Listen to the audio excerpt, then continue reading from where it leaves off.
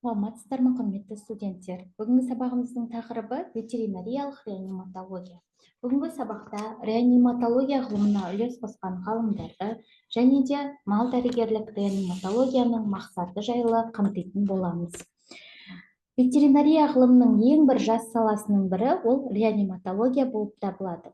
Ол өмірге соңғы жылдар келді. Осы ғылымның аяқ басып тұруына еңбек сіңірген медицина ғалымдарын атап өтетін болсақ, Петров, Неговский, Гурвич, Сафар, Лабори, Кавенхавен есімдері болып табылады.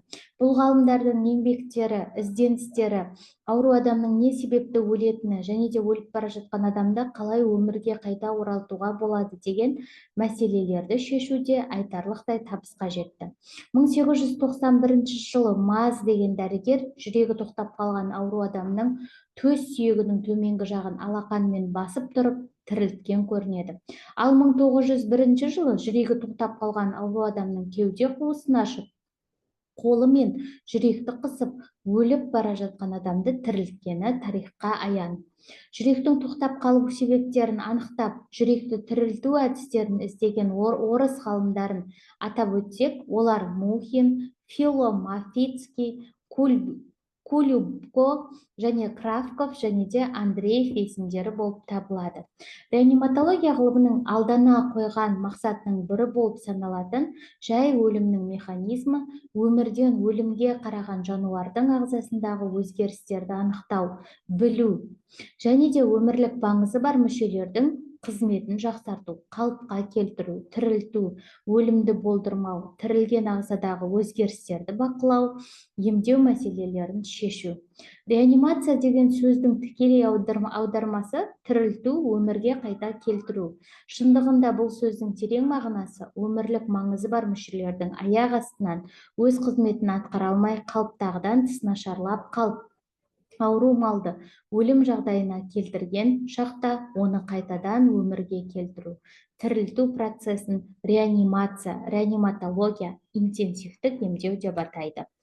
Реаниматология ғылымының қазіргі кезде айтарлықтай табысқа жеткені белгілі.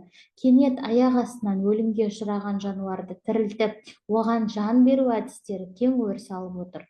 Мысалы, қатты қансыраған малды аяқ астынан жүрегі тоқтап қалған немесе суға кетіп тұншыққан, неше түрлі химиялық заттармен уланған жануарды қатты жарақаттанған немесе электр тогының салдарынан есінен танып қалған, немесе көптеген себептерден есеңгіреп, кенеттен өліп бара жатқан малдарды реанимациялық әдістер арқылы қайта тірілтіп алуға болатынын күнделікті мал дәрігерлік тәжірибе көрсете білді. Осы жағдайларға ұшыраған жануардың жүрек қызметін, тыныс алуын жақсартып, ағзадағы метаболизмді қалпына келтіру реаниматолог маманның негізгі ісі болып табылады. Соңғы уақытта реаниматолог маманның атқаратын қызметі күрделеніп, олар өте қиын операцияны басынан өткізген. Жануарды операцияға алдын ала дайындау, оның жүрек тамыр қызметін, тыныс алу процестерін бақылап, қалыпқа келтіру мәселелерін ойдағыдай шешу. Қазіргі уақытта реаниматология ғылымының алдына қойып отырған мақсаттарының бірі ол бас миының торшаларын өлтіртпейтіндей жағдайларды іздестіріп табу мәселесі болып тұр. Айта кететін бір жай, реаниматология мен реанимация атты түсініктердің айырмашылығы мынада. Реанимация дегеніміз мал дәрігерінің күнделікті тәжірибесі мен теориялық білімін тереңдетіп отыратын істі айтады. Реанимациялық қызмет мал дәрігерінің әр уақытта атқаратын ісі, жануарды тірілтетін әдістер.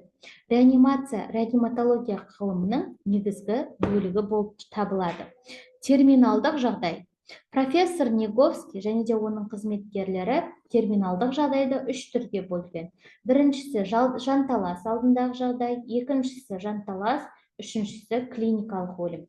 Жанталас алдындағы жағдай дегеніміз, ондай кезде орталық жүйке жүйесінің қызметі бұзылатындықтан жануар терең ұйқыға ұқсас бейжайлыққа ұшырайды. Қан айналымы нашарлап, дем алуы үстіртін жиі болғандықтан ауру малға оттегі жетіспей жатқаны білінеді.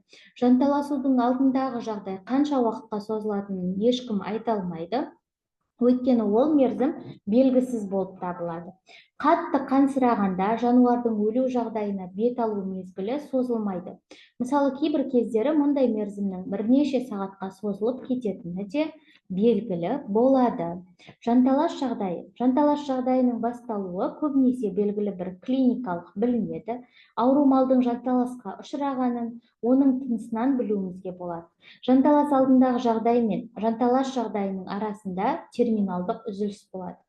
Тынысы жиілеп, үстіртін демалып жатқан жануардың демі аяқ астынан тоқтап қалады. Осы мезетте көздің қасан қабығының рефлексі жойылып кетіледі. Осындай жағдайға ұшыраған жануардың терминалдық үзілісі бірнеше секундтан 2-4 минутқа дейін созылып кетеді. Неговский өз шәкірттерімен бірге жануарларға тәжірибе жасап, жанталас жағдайының өзгешеліктерін көрсете білген.